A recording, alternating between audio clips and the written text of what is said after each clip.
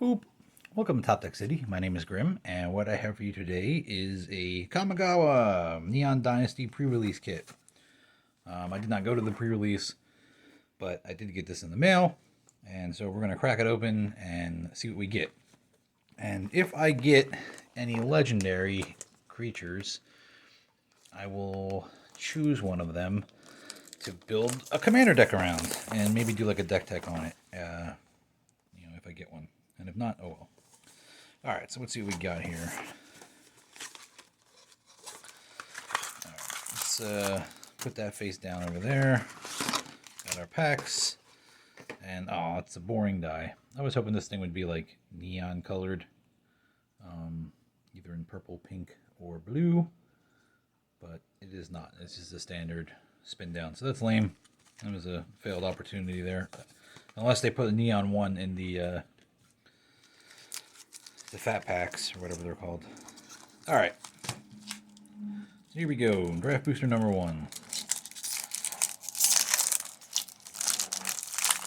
Apparently there's a jet flying overhead outside. Uncharted Haven. It's kind of cool. I'm not going to look at the comments too long here. Ironhoof Boar. That's great. Another boar. All right. I love the art on this card. The Okiba Reckoner Raid. Their little graffiti tag. All right. Not an elk spirit, huh? That's lame. All right. We got Tempered in Solitude. Whenever a creature you control attacks alone, exile top card of your library. You may play that card this turn. Futurist Operative. As long as Operative is tapped, it's a human citizen with base power and toughness 101. It can't be blocked, and it's pay 3 to untap it. That's interesting. Oh, did I miss an uncommon? Oh, that spirit was an uncommon. How about that? All right, so my rare is the Reality Chip. It is a 2-mana 0/4 legendary artifact creature, equipment jellyfish. I love that. Look at how small this text is. You may look at the top card of your library at any time. As long as the Reality Chip is attached to a creature, you may play lands and cast spells from the top of your library. That's pretty cool in blue. I like that. And then it's got the reconfigure. Attach to target creature you control or unattach from a creature reconfigure only as a sorcery. While attached, this isn't a creature. Very cool. I like that. And it is legendary, so I might have to build a deck around that. Ooh, look at that sexy land. Oh man, that's a cool looking plant. I don't have this one yet. Oh, and I got this guy out of my other pack, so now I have his emblem. Awesome. I need a ninja now because he makes ninjas, and I don't have any of those. All right. On the pack number 2. That was a good first pack. Network Terminal. I like this card. This card's pretty cool. All right. Fade to Antiquity. Glad they reprinted that. Armberg Familiar, Dragonfly Suit, Kame's Flare, Gift of Wrath, Imperial Subduer, Juke Preserver, Kumano faces Kakazan. I'm going to read that. Oh, that was the uncommon. I guess I will. Okay, it deals 1 damage to each opponent and each planeswalker they control. And then stage 2, when you cast your next creature spell this turn, that creature enters the battlefield with an additional +1/+1 counter on it. That's pretty cool in red. That's a pretty uncommon ability. And then when it flippity-doos, Etchings of Kumano. He's got haste. He's a 2/2, and if a creature dealt damage this turn by a source you control would die, exile it, which is what the old Kumano guy did. He was like a pinger that could exile stuff. Enthusiastic Mechanaut. 2 mana for a 2/2 flying artifact spells. Hello, Cypress. You cast costs 1 less to cast. Hey, now back up, buddy. Reinforced Ronin. He's a 1 mana 2/2 haste human samurai. At the beginning of your end step, return Reinforced Ronin to its owner's hand, and then discard Reinforced Ronin to draw a card. I wish he made treasure. That would be busted, though. I got another uncommon. What is there? 4 uncommons in this pack? Yeah, it looks that way. Flame Discharge. Flame Discharge deals X damage to target creature or planeswalker. If you controlled a modified creature as you cast a spell, it deals X+2 damage instead. Ooh. Satoru Umezawa. So 3 mana for a 2/4. Whenever you activate a ninjutsu ability, look at the top 3 cards of your library. Put one of them into your hand and the rest on the bottom of your library in any order. This ability triggers only once each turn. Each creature card in your hand has ninjutsu. That's so busted. Man, what a good card. Hi, Cypress. What you doing, buddy? I don't know if you can see a shadow in there. He's very interested in what I'm doing. And he's also a legendary. So I got 2 legendaries in 2 packs so far. That's pretty cool. I mean, Kamigawa was known for its legendary creatures. Because I had a bunch of them. Hey, what are you doing? That's not yours. I'll put it right here.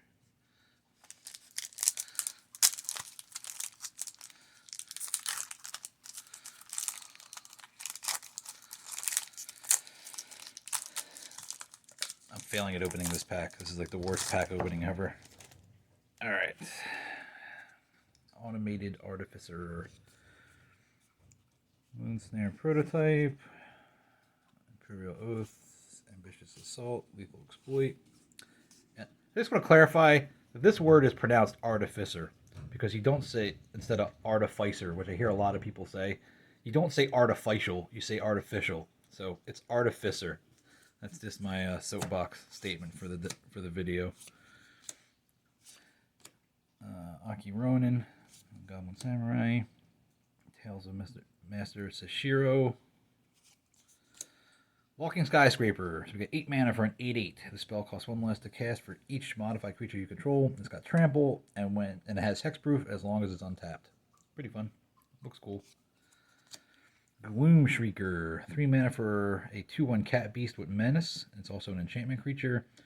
When Gloom Shrieker enters the battlefield, return target permanent card from your graveyard to your hand. I like that. And if Gloom Shrieker would die, exile instead. So it's kind of like a crappier Eternal Witness. They don't get target permanents. Upriser Renegade. Why did they make this card in Golgari colors and not Celestia colors? That's kind of weird. There's not a lot of black cats that I know of, but I guess the one from Ikoria. Upriser Renegade. 2 mana for a 1/3 human samurai. He gets +2/+0 for each other modified creature you control. Oh, yes! Another legendary. Goro, Disciple of Ryusei. 2 mana for a 2/2 Goblin Samurai. Pay 1. Creatures you control gain haste until end of turn. Pay 5. Create a 5/5 Dragon Spirit creature token with flying. Activate only if you control an attacking modified creature. What a cool ass goblin. Oh man, he's got to join the Goblin World Order. This might be my pick. I get excited about a goblin. And didn't get the dragon token though. That would have been nice. Alright, pack number 4. Shrine Steward, Papercraft Decoy, Disruption Protocol, Repel the Vile. I feel like this card might see some play. It's pretty decent. I mean, in the standard anyway, or draft. Virus Beetle. Greater Tanuki. He's a dog, not a panda. That's cute. Or a bear. I thought Tanukis were red pandas. Am I not mistaken on that? Someone correct me in the comments. But I might be wrong. Alright. Sky Swimmer Koi. Ink Rise Infiltrator. Beside you reaches skyward. Search your library for 2 basic forest cards, reveal them and put them into your hand, then shuffle. For 4 mana? You don't put them on the battlefield? Put up to 1 target land card from your graveyard on top of your library. That's also annoying. Exile this card and return it. Well, what does it do? It turns into a quilt. It's a plant, and it gets +1/+1 for each land you control. I don't like that. Why doesn't it put the lands in play? I mean, there's common green cards that 4 mana put a land into play, 2 lands into play. It's so weird. All right, Assassin's Ink. Oh, that was an uncommon too. This spell costs 1 less to cast if you control an artifact, and 1 less to cast if you control an enchantment. Destroy target creature or planeswalker. I like that. 2 mana instant, sort of. Tawashi Guide Bot. 4 mana for a 2/1. When Tawashi Guide Robot enters the battlefield, put a +1/+1 counter on target creature you control. Pay 4, draw a card. Activate this ability. This ability costs 1 less to activate for each modified creature you control. That's interesting. Raito Sentinel. 3 mana for a 3/3 defender. When Raito Sentinel enters the battlefield, target player mills 3 cards. Put target card from grave. Oh, it's like a junk troller. Put target card from graveyard on the bottom of its owner's library. Oh, the Mecha Titan Core. 2 mana for a 2/4 vehicle. It's 5. Exile Mecha Titan Core and 4 other artifact creatures and/or vehicles you control. Create Mecha Titan, a legendary 10/10 construct artifact creature token with flying, vigilance, trample, lifelink, and haste. That's all colors. When that token leaves the battlefield, return all cards exiled with Mecha Titan Core, except Mecha Titan Core, to the battlefield tapped under its owner's control. I wish this thing was legendary. What a cool ass commander this thing would be. And a sexy island and a spirit token. I like these packs so far. Hey, this has been very enjoyable. I'm getting some really cool cards. I don't think they're very valuable, but they're cool. Alright. Second to last pack. Spell Pierce. Ooh, they got reprinted. Okay, you are already dead. Tamio's Safekeeping. Mirashell Crab. Golden Tail Disciple. Aki Ember Keeper. 7-Tail Mentor. Sunblade Samurai. The Shattered States Era. Gain control target creature until end turn. Untap it to gain haste until end turn. 5 mana. Ooh. Creatures you control go +1/+0 until end turn. This is a bad card. And that makes it Trample Samurai. Alright, Patchwork Automaton, which is uncommon. It's got Ward 2 for 2 mana. It's a 1/1. Whenever you cast an artifact spell, put a +1/+1 counter on Patchwork Automaton. I could see that seeing play. That's not too bad. Norika Yamazaki the Poet. 3 mana for a 3/2 human samurai with vigilance. Whenever a samurai or warrior you control attacks alone, you may cast target enchantment card from your graveyard this turn. Hey, that has potential. Yeah, because there's a lot of artifacts that just mill yourself. Alright, we'll put her aside. She's pretty cool. Replication Specialist. 5 mana for a 3/4 Moonfolk Artificer. With flying. Whenever a non-token artifact enters the battlefield under your control, you may pay 2. If you do, create a token that's a copy of that artifact. Ooh, that's pretty cool too. It's a little expensive, but I like them. Whoa, what's this guy? Hinata Dawncrowned. 4 mana for a 4/4 Chiron Spirit. Flying and trample. Spells you cast cost 1 less to cast for each target. Spells your opponents cast cost 1 more to cast for each target. Man, this thing's cool looking. Oh, this might be the winner. I like the Goblin Samurai, but this thing's awesome. And I haven't built a Jeskai deck in a while. And Twisted Embraces that, and Bloodfell Caves, and a crappy token. Alright, so I got 5 packs and 5 legends so far. Technically one's uncommon, but 4 of them are rare. And here we go, last pack, Iron Apprentice. I love this little dude, he's so cool looking. I got you, wench. Whatever the hell that thing is. Grafted Growth.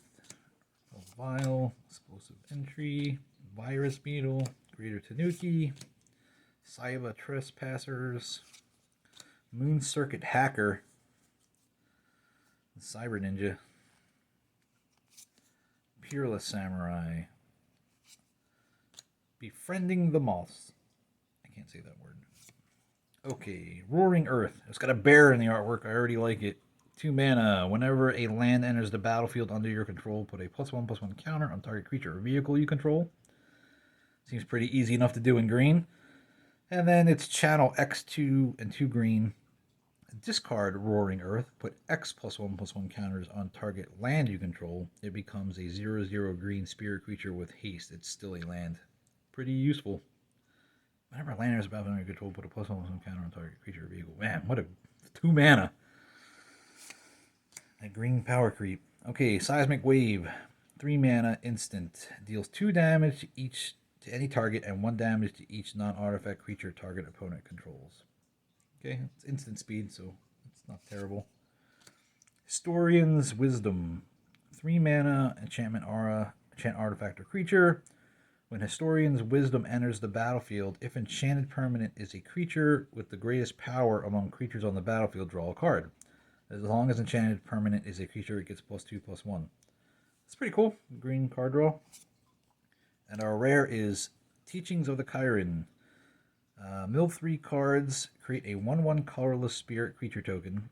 Put a 1/1 counter on target creature you control, and then exile this and return to the battlefield transformed as Kieran Touched Orochi. It's a snake monk. When Kieran Touched Orochi attacks, choose one. Exile target creature card from a graveyard. When you do, create a 1/1 colorless spirit creature token, or exile target non-creature card from a graveyard. When you do, put a 1/1 counter on target creature you control. But this guy comes in as a 1/1. Mill 3 cards and make a dude. Put a +1/+1 counter on target creature you control. I don't like this as a rare card. Why does he... I mean, he should at least be a 2/2, right? It's 2 mana. That shitty samurai card was like a 3/3 for 5. I don't know. There might be something about it I don't know, but I don't like it. Jungle Hollow and the treasure token. Alright. Now let us see what our special card was. It was Biting Palm Ninja. That's a bust.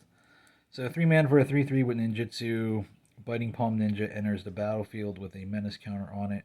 Whenever Biting Palm Ninja deals combat damage to a player, you remove a menace counter from it. When you do, that player reveals their hand, and you choose a non-land card from it, exile that card. And then it should say, you may cast that card for as long as it is exiled. But it doesn't. Wow, what a shitty rare. What a shitty rare.